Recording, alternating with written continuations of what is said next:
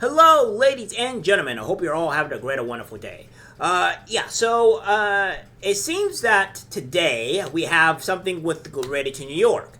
Biden is not doing so well. He's up 8 points, but let's just say Trump is looking to take the lead here, and it's not looking too great for the great old Bidenster that is that had some problems at the World Organization that we probably don't want to talk about because, it's travesty in its finest.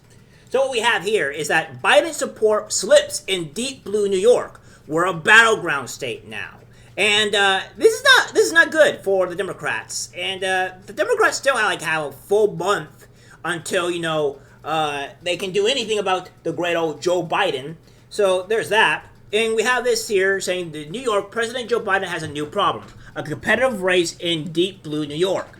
Elected officials, union leaders, and political consultants are panicking over polls showing a steady erosion of Biden's support in a state he won by 23 points 4 years ago. They're so worried they've been trying to convince the Biden team to pour resources into New York to shore up his campaign and boost Democrats running in a half dozen swing districts that could determine control of the House. Biden aides have not focused on New York, committing no significant resources to a state where they expect the president to easily win all 28 electoral college votes in November. And guys, if Biden doesn't win like a few of these electoral college votes, it's gonna be a destruction for him in every way possible. Again, as I said, if Trump wins New York, I'm going to lose my mind. It will be a reality that will be even hard for me to understand. So the Democrats, they can't possibly conceive that Trump can win New York. Me, even as as much as I don't think Trump can ever win New York either. But there is a but here, guys, that Trump is going to win something. Like he might actually be able to win. We'll see. And goes on to say here, but the warning signs are impossible to ignore and have been building over the past year. Two private polls conducted in a swing New York's House district and reviewed by Politico, one in September and another in March, found former President Donald Trump leading Biden there by 1 point, a virtual tie. And public polls over the last 4 months found Biden's lead had winnowed to just 8 points across New York, an unusually narrow gap in a state where Democrats outnumber Republicans 2-1. We're still acting like this is a one-party state, which for pretty much 25 years it has been. Democratic Manhattan Borough President Mark Levine said, "I truly believe we're in a battleground state now." Biden, whose campaign is in free fall after a shambling debate performance last month, is yet to pay much attention to the state beyond high-dollar fundraisers. He was most recently in New York on June 29th to raise money in the Hamptons and attend a dedication ceremony for the Stonewall Inn Visitor Center in Manhattan a day earlier. He has been appearing in the traditional battleground states, including Wisconsin and Pennsylvania, over the weekend as the 81-year-old tries to silence doubts over his age and mental acuity, which he's failing miserably at because it's not working. He keeps on failing and making too many gaffes to make that work. Now, here's the thing, though, guys, right? Here's the thing. There's not much Biden can do. And if the Democrats are going to want to remove Biden, they have Kamala Harris. And Kamala Harris, it's just so bad that I don't even see how it's kind of a joke to have her in. I mean, it's a joke to have Biden in as well at this point, but I don't see how it's even remotely possible to how the Democrats are going to pull their tools out of this one. Now, Democrats want Biden to get serious about the Empire State as they warn of the existential crisis to democracy posed by Trump's potential return to the White House, according to interviews with 10 Democratic Party officials, consultants, and political leaders. And guys, I understand. I know what you're seeing here. It's like, well, Jan reports, you're reading this from Politico. Politico. I understand. Guys, please. I understand. But if Politico is saying something like this and saying like, oh, this is the fears that they have, it's probably in the realms of being somewhat correct because a lot of these left-wing sites have to, obviously, they have to defend Biden every way chance that they get. And If they go against that mantra just a tiny bit, it might be a slightly bit true. So they're panicking here. They are panicking, and it ain't looking good for them. And we have this here, where we have this here, who's polling the national polls, and here's all the samples that we need for who Trump is against and who is he winning against and stuff like that. And against Harris, Trump is up by 4. Against Biden, Trump is up by 3. Harris actually wins by 2 in the Washington Post, ABC polls, and all that.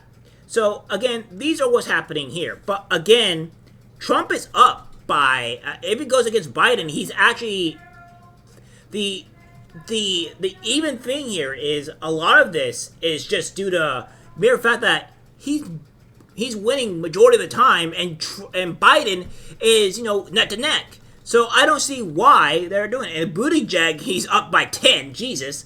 And so again, I don't see where this is going to be good for them, right? It's all really bad. And with this being said, we do national and all that. Practice on the general election. We do this here. Yeah, it's not looking good, guys. Like, this is all July 9th and added today. Harris and Trump is even, apparently, and Biden's up by 3 in SoCal research. But, yeah, Trump is pretty much dominating pretty much everything here, and it ain't looking good. And, of course, we have this. Cook, a political report, moves 3 swing states to lean Republican. Former President Trump now has an edge over President Biden in the 3 key swing states of Arizona, Georgia, and Nevada, per new ratings from the nonpartisan Cook Political Report with Amy Walter. Why it matters. The new ratings underscore that even if Biden survives the calls for him to step down, the Democratic Party still faces a bigger challenge ahead, winning in November. Driving the news, Arizona, Georgia, and Nevada were all moved from toss-up to lean Republican by the Cook Political Report. Biden won all 3 states by narrow margins in 2020. Michigan, Pennsylvania, and Wisconsin all remain toss-ups, but Pennsylvania appears most vulnerable in favor of Trump, per the Cook Political Report. Zoom out. Again, nationally, Biden trailed Trump by just over 1 point during the week before this debate, CPR writes from the Real Clear Politics head-to-head national average. Biden now trails by 3 points. So, amid the calls for Biden to step aside, Vice President Kamala Harris has emerged as a top possible successor to lead the ticket. But here's the problem, guys. That it's really hard to do that when Biden can't, the Democratic Party can't do anything until next month. They can't do anything until next month. So they have to go to the DNC. The DNC has to happen, and they're going to say, like, okay, we support you, Biden, and make him the official candidate, and then that's all that roads, right? That's all it roads.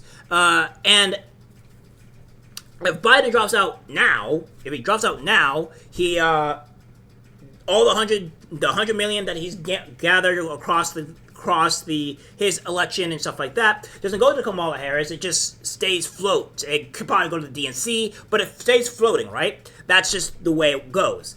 And if we have it go to and if he does get steps down after saying I don't want to be here or whatever, then it can go to Kamala. But again, I don't see how Kamala is ever going to be able to do this, because Kamala is in a terrible spot. Nobody likes her, and it's not going to be great when she has to do all these things. I guess they dodged the world thing, or whatever we want to call it, because her being up there would have destroyed her even more in the polls. But the Democrats are in a tough spot here, and if Trump actually slips and starts winning, here, it's not looking great.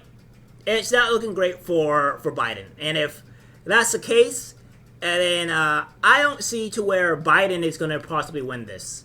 It seems like a complete danger zone, and again, it's an issue. I think Trump needs to probably tackle before around the time, needs to tackle New York one more time, take that out, and then move on to some other places. But that's just my opinion. He has his own strategy, he has his own things going, so we'll see on how that goes.